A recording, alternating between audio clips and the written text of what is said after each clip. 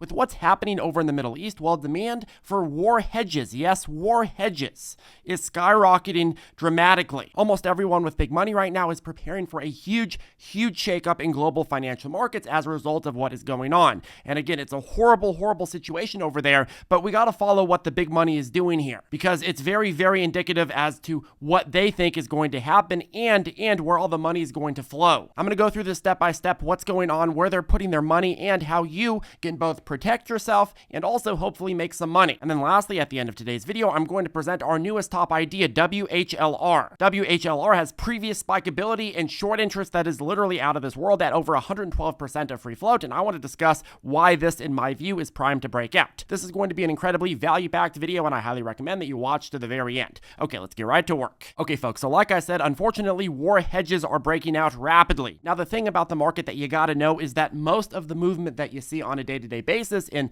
bigger stocks specifically and in overall indices is wealthy people. Wealthy people control most of the stocks in the stock market either through direct ownership or because they manage a lot of the investment accounts and capital of the middle class. When you invest into a retirement fund with a big institution, well, the institutional leaders control that money, and they control the decisions that guard that money. And you got to remember, these top people, the wealthiest, most powerful people that control a lot of the movement in the market, the vast majority of it, well, they're not stupid. They have all of the connections. They're the most informed in society. They're going out to lunch and dinner with top politicians, top analysts, top geopolitical experts all around the world, and they're getting the latest scoop that we don't get for probably 2 weeks after something happens. And while we're not sitting at those lunch and dinner tables, well, the truth is that we could see the symptoms of what they're being told at them based on where they're moving their money around and where they're moving their funds capital around. And right now, the symptoms that we are seeing is that there's a lot of talking going on about this Middle East crisis, and a lot of the people with a lot of money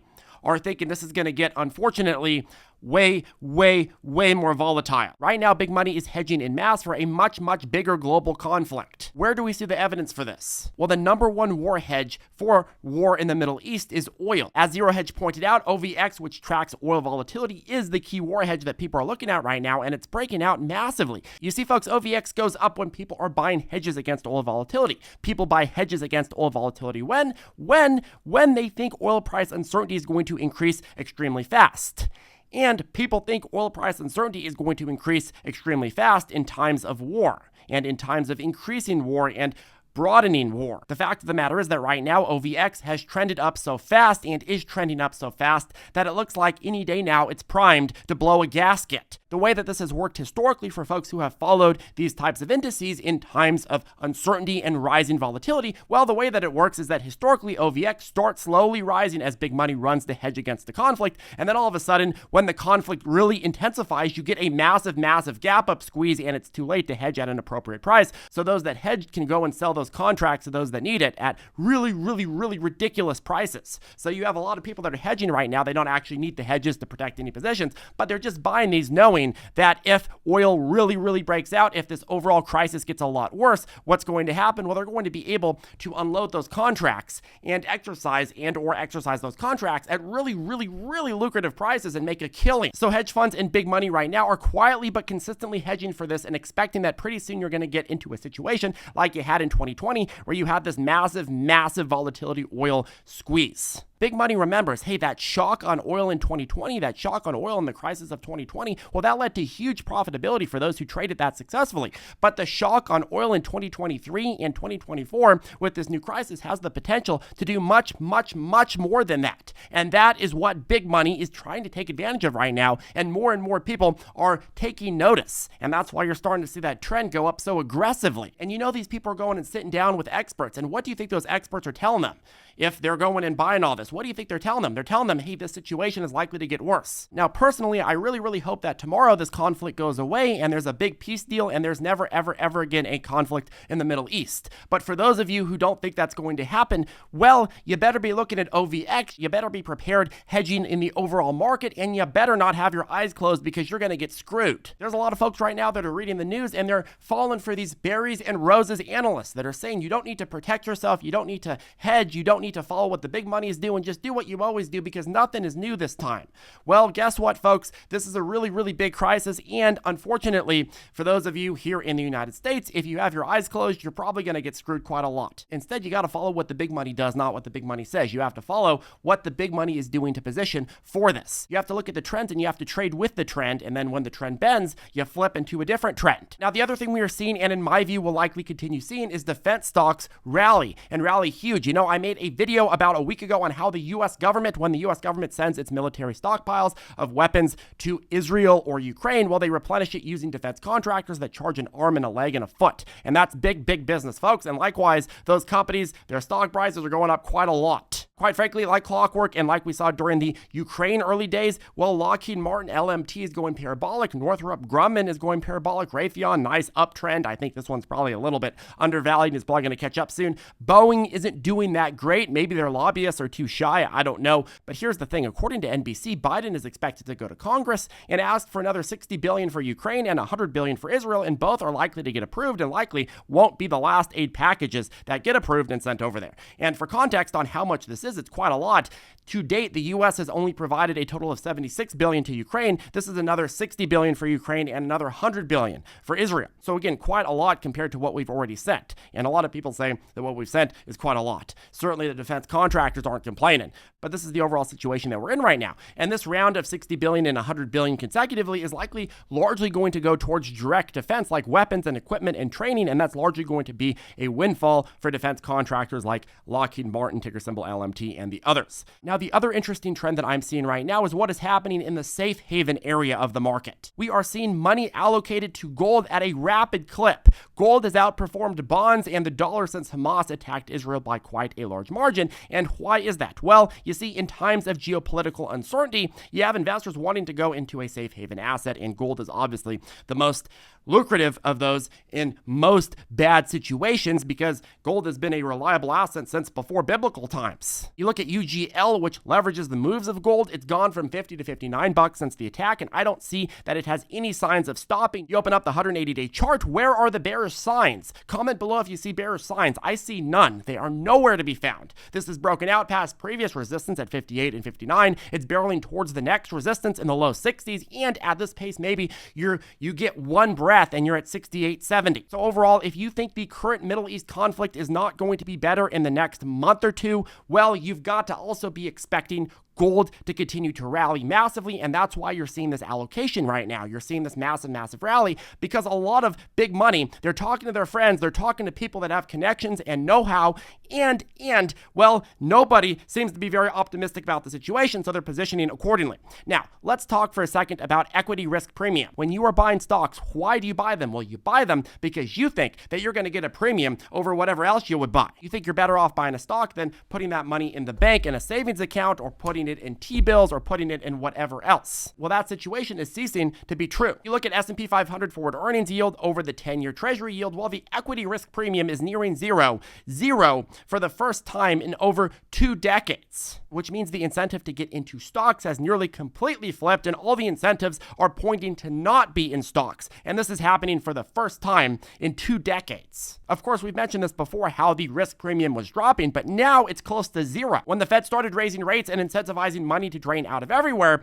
it was a slow, painful, but steady process that brought us all the way down here, and now we are finally at the situation where the Fed has successfully destroyed any sort of incentive to be into the stock market. At least from an equity risk premium standpoint, right now, if you're a big hedge fund, you're a big portfolio manager, you manage lots of institutional money, well, you're looking at the data, you're looking at your algos, and you're like, wait, there's no premium anymore to be paid for investing in the stock market, at least not on a broader scale. And that's where this gets very, very, very interesting. You see, if you're a big fund player right now, you're someone with a lot of money, you don't have that many areas of the market to allocate your capital to. So if you want to achieve that prized alpha, the extra return on the rest of the market, what do you have to do? You have to find specific segments of the stock market that are primed to outperform and do have a high risk premium. And those are the ones that are attached to the geopolitical situation. And that's why into the coming weeks and into the coming months,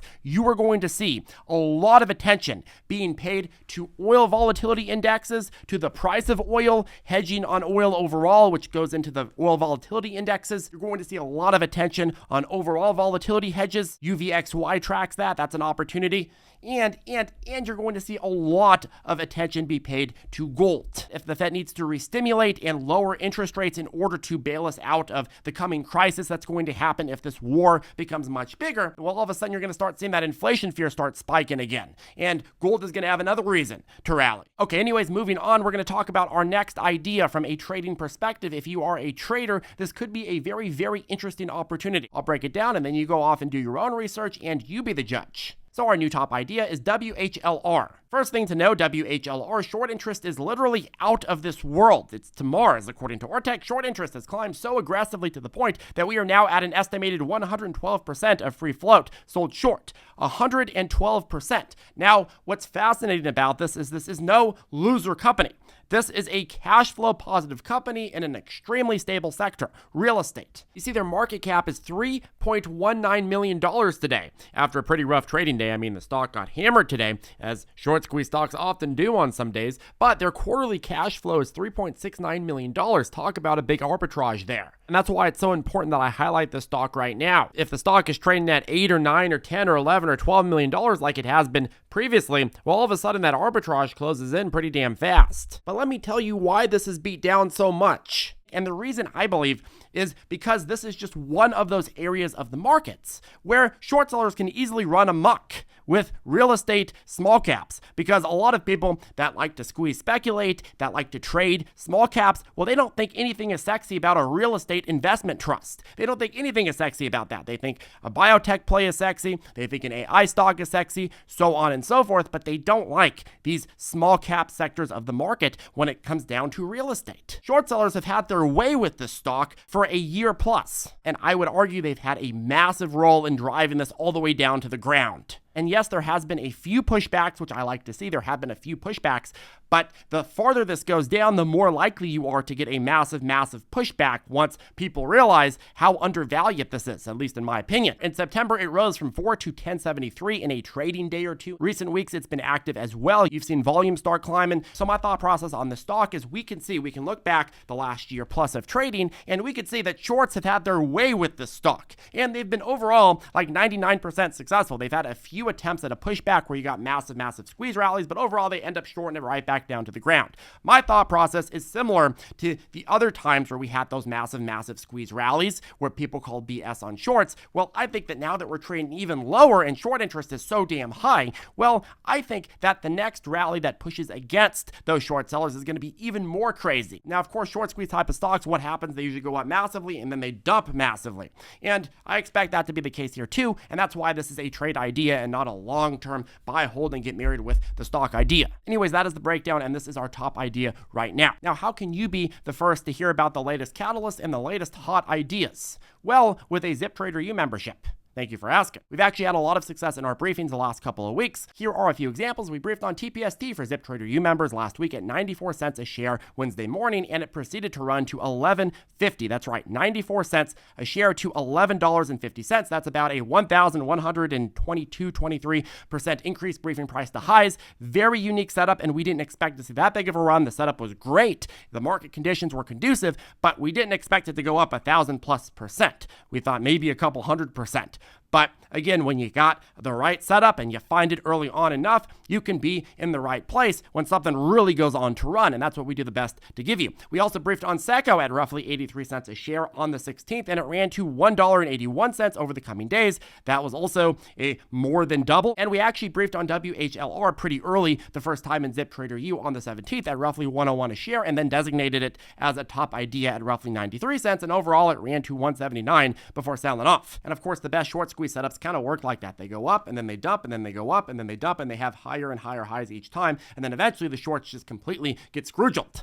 Scroogey McScrooged. And that's why we presented that today, because I think the best is yet to come for the stock. But anyways, folks, these are some of our best runners from the last couple of weeks. And if you are needing some help being informed on the top catalysts that are dropping each and every market open morning and the top setups that we see, well, all you got to do is sign up with that first link down below, and I'll put a coupon code down there for Halloween. Halloween 65 will get you 65% off our program's one-time fee. And you join, you get our step-by-step lessons, our private chat, our, of course, daily morning briefings, and so on and so forth. A lot of really good resources in there. You can learn more about it below. Have a good one, folks, and I'll see you in the next video. Also, by the way, if you are feeling a little sick, you're feeling a little under the weather today, well, remember that all doctors say that the best prescription is a subscription, so make sure to hit that subscribe button down below. Dr. Charlie Charlito recommends. Full disclosure, Charlie is not a real doctor.